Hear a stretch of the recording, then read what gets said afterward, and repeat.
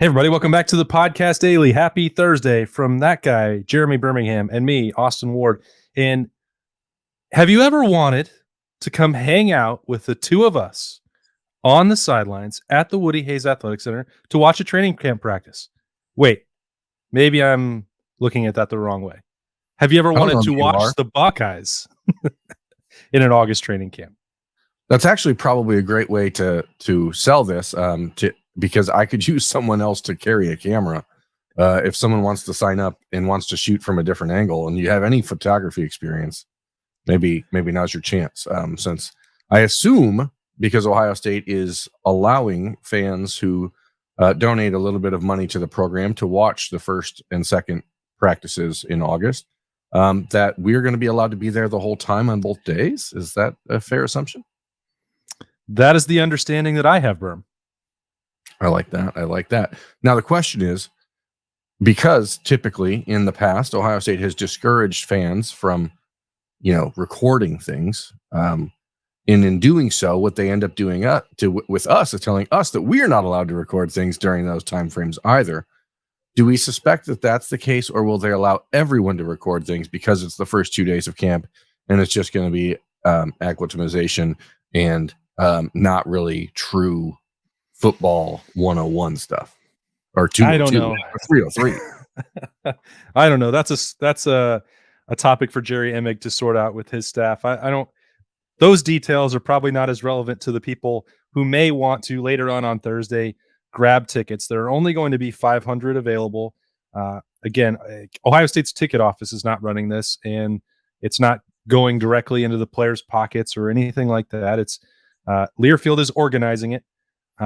The understanding I have is that the money will be pushed from Learfield and this group into an NIL pot. How, why, I don't know any of the logistics or how all that will work, but I would say that this is another example, Berm. 2 days, 500 tickets, $30 a piece, and a hat. Some quick math, which is not the forte of this show, says $30,000 like that could be pushed towards the players. That to me seems like a pretty good thing and something that I frankly thought would have already happened. Yeah, I mean, you said you don't know how or why. I know the why. The how is less. You're right. It is not really something that is our responsibility to sort out. But clearly, I think what we saw a year ago when Ohio State went on to social media platforms and said to people, hey, you know what? We actually could really use your money to help with NIL. And people said, you know what? Screw you, because we're not giving you more money.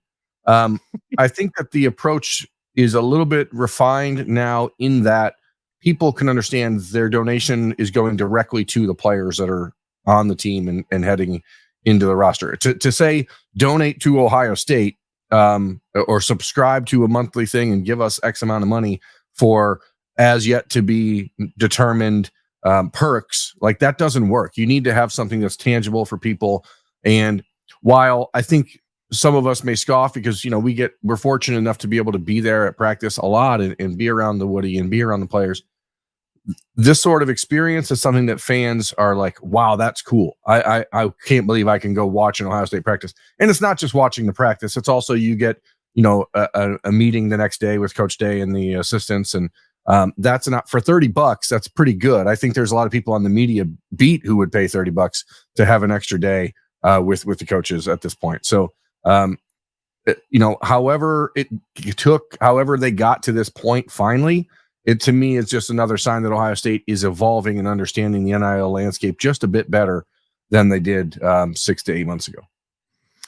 Yeah, I remember us standing in the Woody, and I don't think it was really a debate. It did seem like it at the time that we were arguing different points, but I'm not sure that we were. But it was on signing day, and your stance was the way that Ohio State was structured right now is not good enough. And I didn't really have any counter to that. You were 100% correct. I was coming at it more from the angle that I thought, and maybe it was just optimism, I don't know, that the Buckeyes, the way they've proven in everything else with changes in the sport, that they may not be first, but over time they pull away and do it better than anybody else. And so I wasn't as skeptical, even if things were broken or not ideal in December, that they couldn't be fixed or dramatically enhanced by now, which I think that they have. Again, that's not to pat myself on the back or to pat you on the back for your assessment of it at that time, but like, it is, I think, a little bit worth mentioning and remarking and praising the fact that Ohio State has adjusted as quickly as it has, because I don't think, and I don't get the sense that there's a lot of concern or hand wringing in the Woody now about, will there be enough money for current players? Are they doing enough for future players on the recruiting trail? It seems like they've gotten their hands on that pretty quickly. No, right. And now it's about finding different ways to grow revenue for the collectives, which will then fund these things. And another one of the, I think, important things for Ohio State, and I know people love when we get into the weeds of NIL, is finding a way for Ohio State to now consolidate what seems to be a somewhat confusing landscape, because where we went from a year ago at this time having 0 NIL platforms at Ohio State, and that's just when the foundation was starting up. There was no real avenue for where that was going. Now you have the foundation, you have Cohesion, you have the 1870 Society, these 3 different enterprises and these 3 different types of approaches. And I think now finding a way to streamline them or consolidating them for Ohio State is an extremely important step moving forward, because you don't want to be having the right hand fighting against the left hand, not just for where the money's going, because obviously these all now are turning into for-profit models for those people involved, but because you don't want to have to deal with competing egos, and you don't want to have to deal with people who are trying to establish themselves as an important piece of the Ohio State athletic department or whatever. It's just, let's get it in one spot and give people an opportunity to really make an impact and contribute as they see fit, without having to balance, okay, where does this need to go this month? Who's doing this? Have you felt at all, Berm, from the recruiting side, that I expected over time that the bags of money, the amount of money, would start to shrink as the business people got invested and started looking for returns? There's no way, we don't always know. They don't have to report what these amounts are. I guess I felt like $8 million for a quarterback was probably not going to be sustainable over the long term. That was one of the first deals. The stuff that Quinn Ewers was getting initially, I didn't think was going to be sustainable. I'm not asking you to put dollar amounts on everything as it changes year over year. Have you felt at all like everybody has come to a better situation, a better understanding of how this is going to work? Or is Ohio State just closing the margins with the ones who are doing it most elaborately? Well, there's just a couple of different ways to look at that. Number one, I think that we saw a year ago a handful of programs really being more aggressive than they needed to be in order to win a couple key recruitments. I think those programs, and people can read between the lines of who I'm talking about, let's say SEC type programs, have decided to dial things back a little bit on the front end / guaranteed NIL money, because nothing is guaranteed. I mean, these kids don't have to sign contracts that, really bind them to anything. Every single contract, every single negotiation is being used as a way to counter someone else, or to immediately be a bargaining chip on the table for the next school that calls you the next day. So there's no point in even getting so far into the weeds in these things. So expending a ton of resources on players that 3 years from now, between the transfer portal and injuries and everything else, that's just silly. I think Ohio State has accelerated its pace and accelerated its influence in this space faster than I would have thought to close the gap. But some of that gap is closing naturally because the schools that were really aggressive a year ago have come to the mean. So now what that means long term, I guess we'll find out, because people will have to decide what market value really is. But I think the important thing to understand is that there are still ways, even in a wide open NIL landscape that feels at times like it's just pay for play. There are still gray areas, and there's still ways to exploit that are against the rules. So I think it was interesting, and I know now we're just sort of tangenting here, but Greg Sankey, the SEC commissioner at SEC Media Days earlier this week, was talking about how their schools are somewhat concerned that perhaps the collectives are going to gain so much power that they will be essentially serving as de facto administrators of the athletic departments. And, I don't know how the NCAA fixes this. I don't think they can fix it, but I think the important thing for Ohio State fans is that they've seen in the last 6 months, Ryan Day is not going to let them stand pat, because if they do, Ryan Day will be applying for a job with the Pats. Well, there've been, a number of other outlets, national reporters, especially with SEC Media Days going on, and maybe some more, off the record background opportunities with Greg Sankey and others involved, that and lots of other administrators who are concerned about the things you're bringing up, that suggest, I think we all would have known that the NCAA was not going to fix it.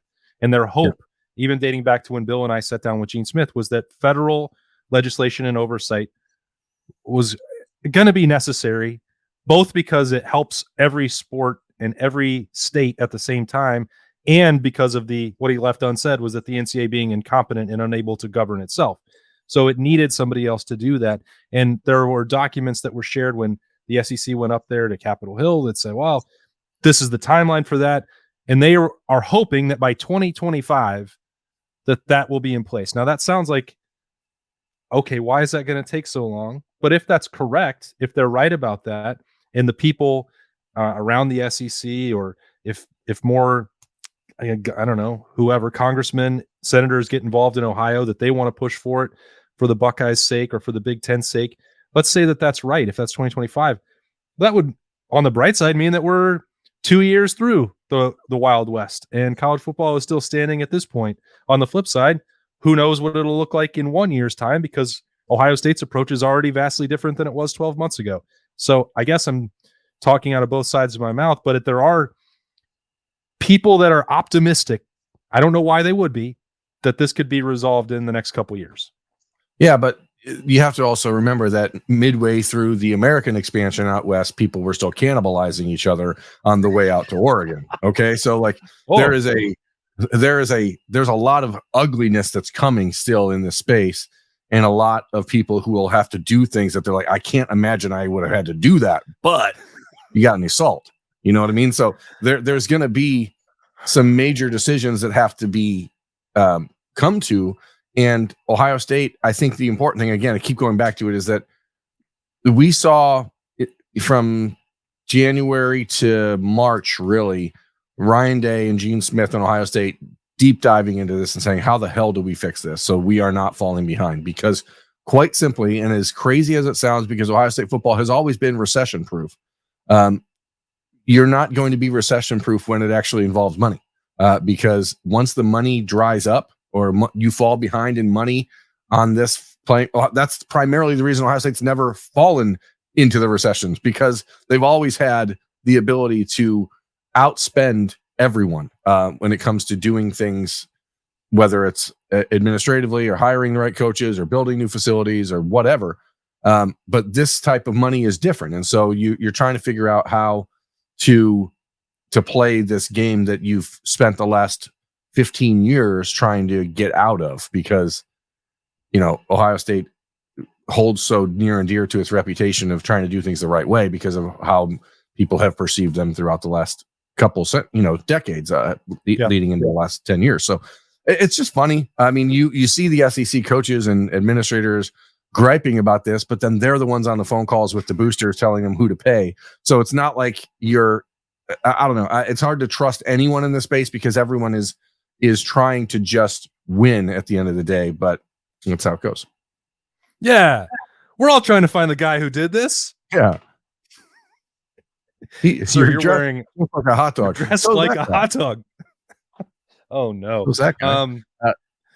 But cannibalism it's funny that you bring that up, because college football already did that stuff, moving west, and the Big Ten started eating the Pac-12, and only the strongest from that league are going to survive. What an apt analogy. Not only did you bring up cannibalism, but recession in the same 1 minute breakdown. I don't know anyone else who can do that. That's amazing work. Well, I was trying to figure out a way to include inflation in there, but it doesn't seem like the right show. Bottom line, though, I think, and folks, we will add a link in the comments to where you can buy those tickets for the Ohio State August 3rd and 4th practices. Those are the dates. Ohio State will kick off fall practice on August 3rd.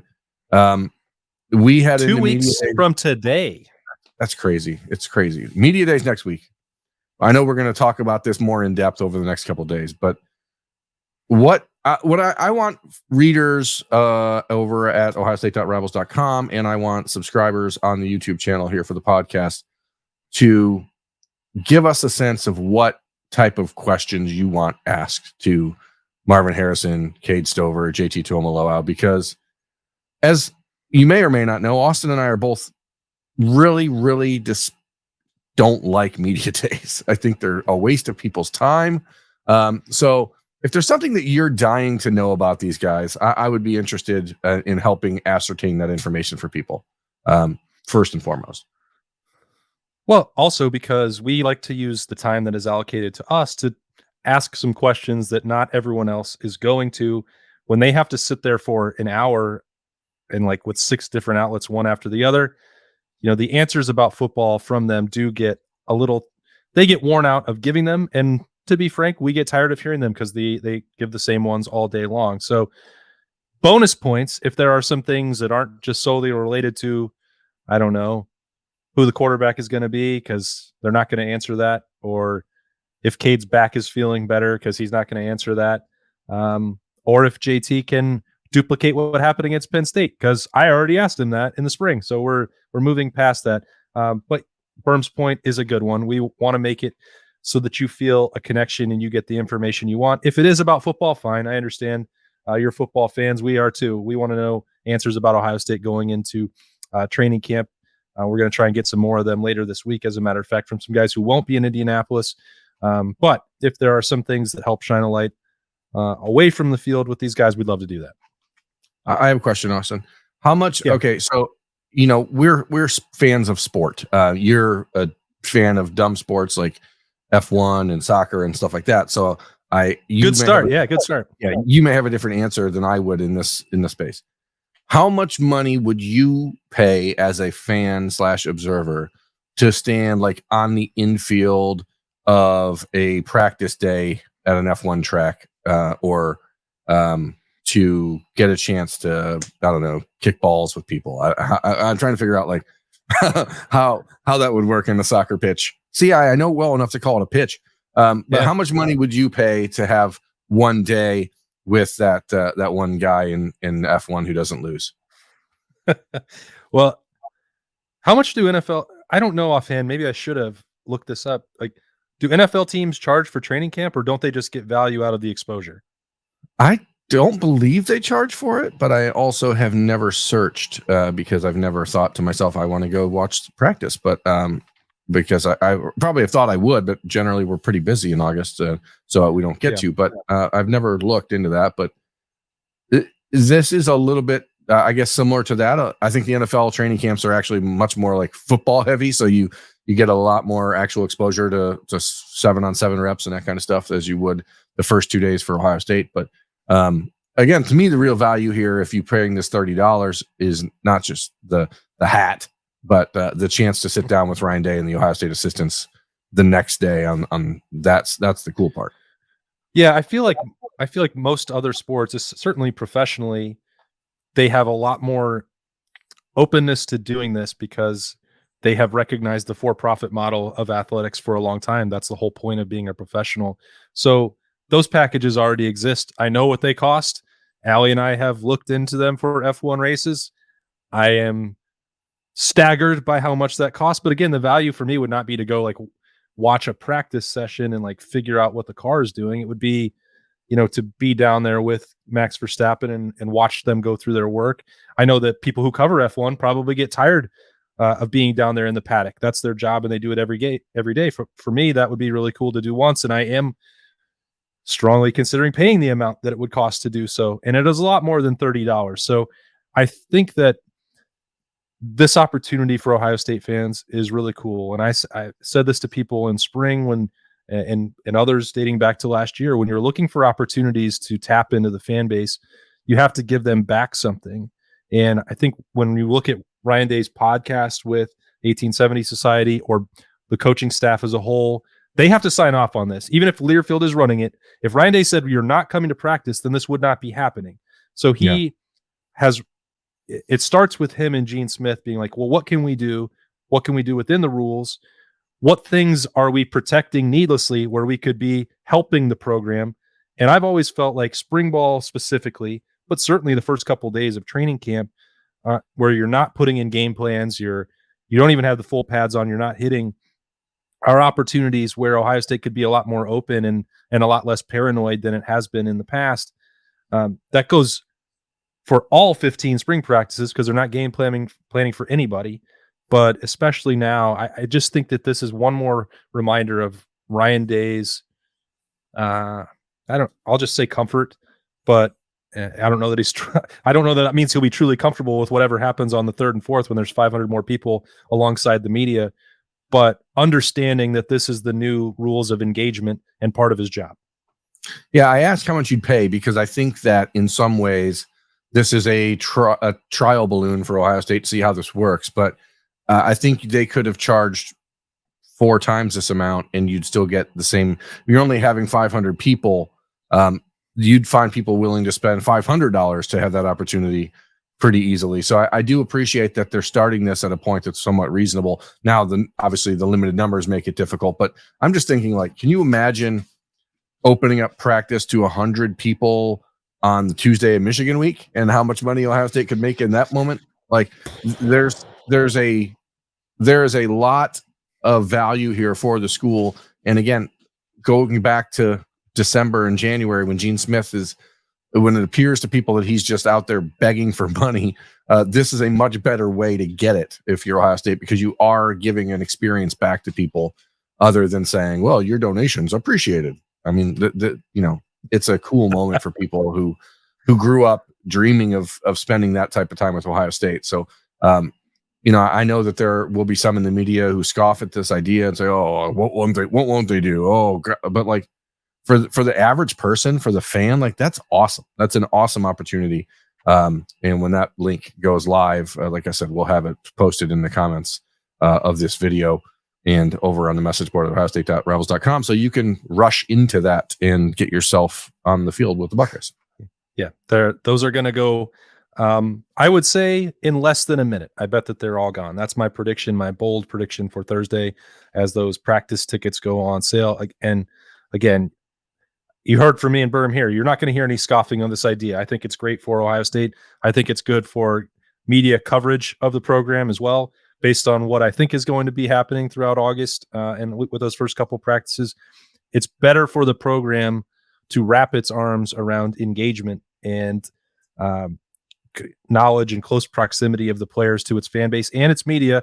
For the ones who are not in the 500 who get to be in the Woody that day, we take our job as a proxy for that very seriously, and we always have. So anyway, that's enough of that.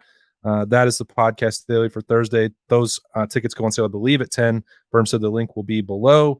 We'll be back with some Freaky Friday stuff tomorrow. And until then, thanks for joining us. He's Berm. I'm Austin. We'll talk to you later.